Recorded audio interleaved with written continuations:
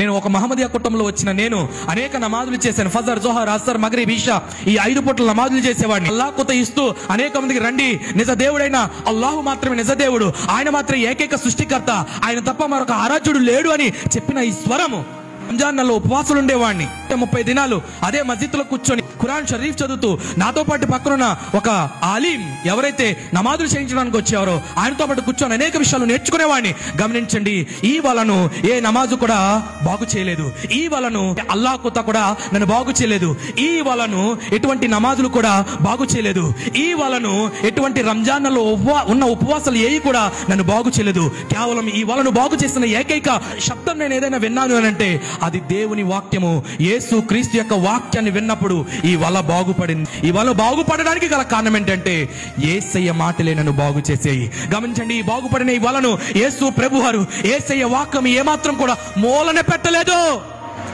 బాగు చేసిన ఈ వలను తీసుకువెళ్లి సముద్రము మధ్యలో ఉంచాడు యేసయ్య. గట్టిగా చప్పట్లు కొడుతూ ప్రభు నామమున మహిమపడతారు. హల్లెలూయా. పిగిలిపోయిన వల యేసయ్య మాట ద్వారా కట్టబడింది.